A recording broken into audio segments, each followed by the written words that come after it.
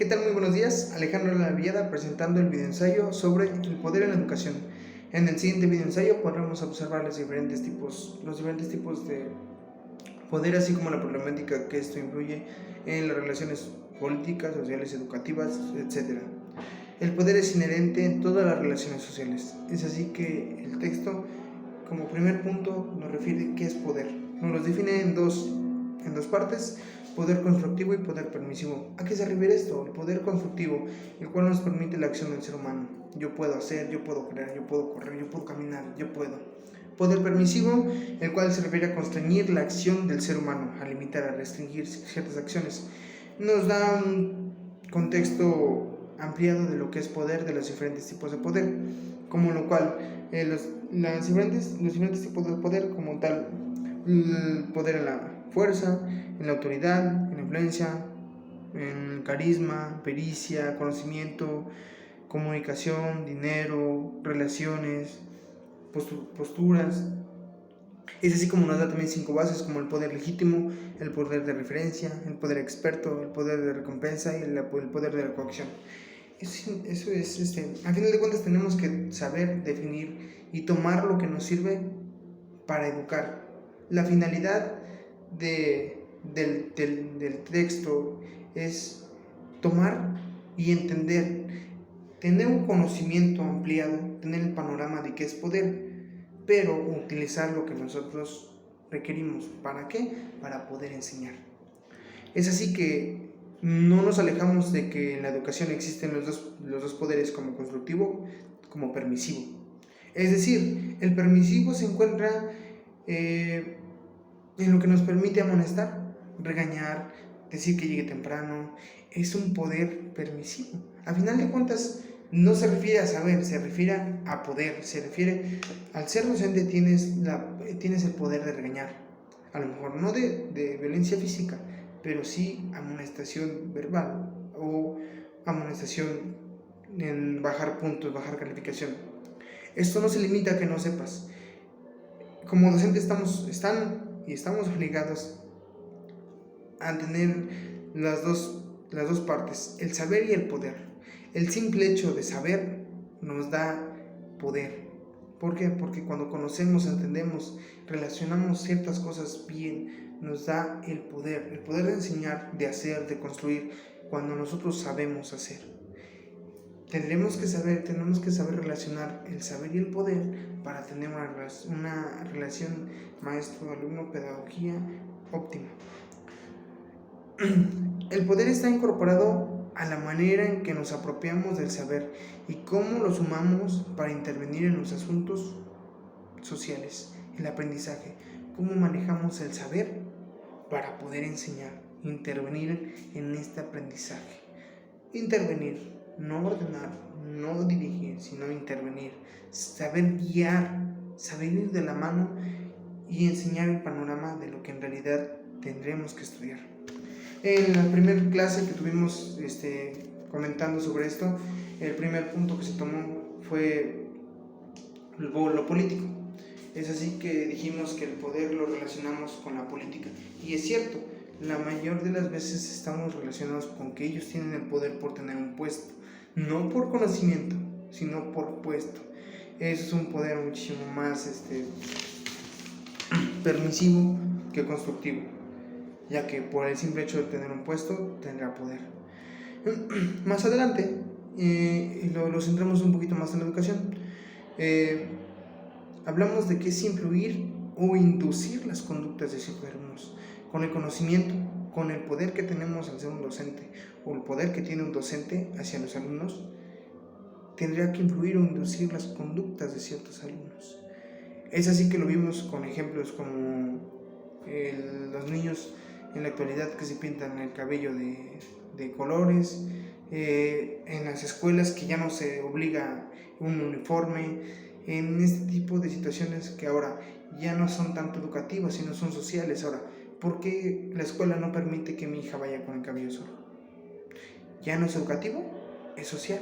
Entonces, un maestro tendrá que saber relacionar, dirigir, conducir e inducir esas conductas de una manera favorable para la educación no negativa para la educación, sin verlo de manera agresiva o atacante hacia la educación o hacia el maestro o hacia nada, sino conducirlo, influir, no atacar. Ya decía el profe que el poder es saber, es el querer, también es poder. Entonces va de la mano, a final de cuentas va de la mano.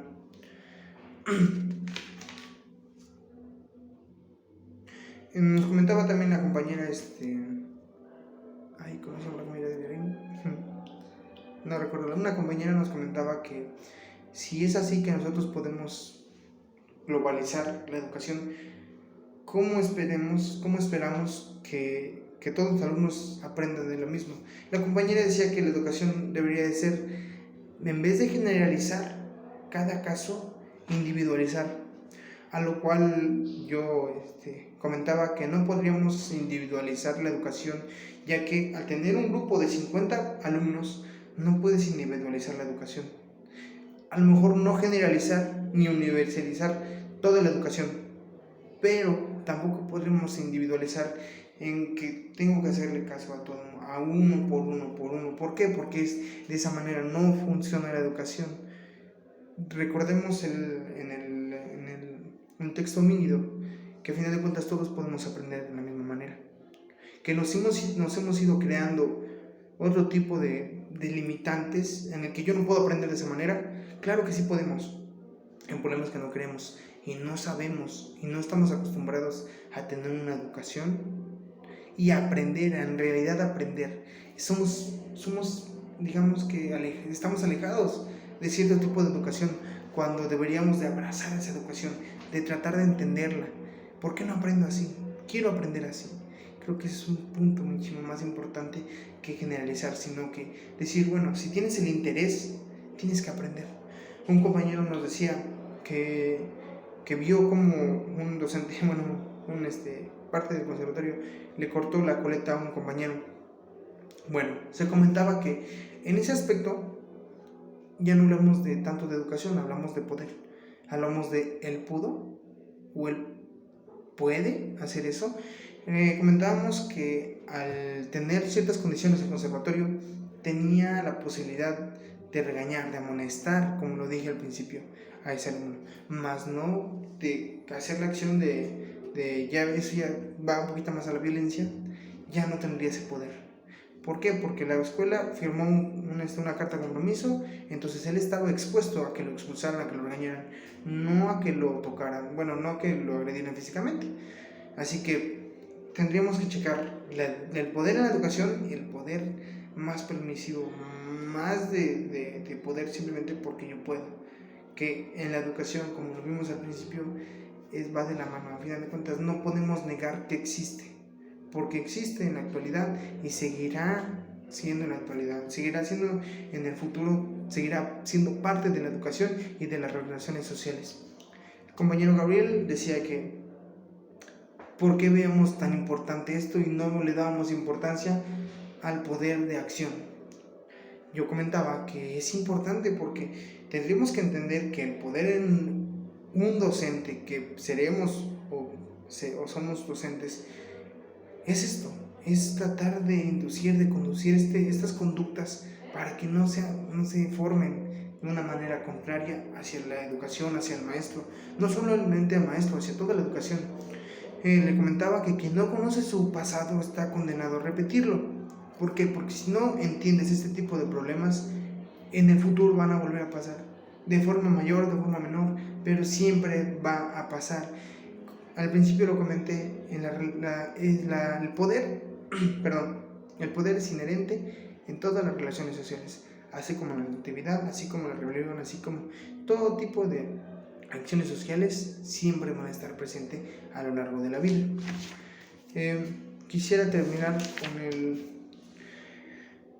el conocimiento, las instituciones y el vínculo pedagógico son sedes del poder. Caruso y Dussel, 1996. Somos sedes del poder. Al ser alumno, al ser maestro, al pertenecer a una educación media, superior, somos sedes de poder. Podemos aprender, podemos enseñar, podemos transmitir. Habrá que diferenciar y entender qué poder sí se debe hacer, qué poder sí puede emplear y qué poder no puede emplear para una educación. Sin más por el momento, gracias.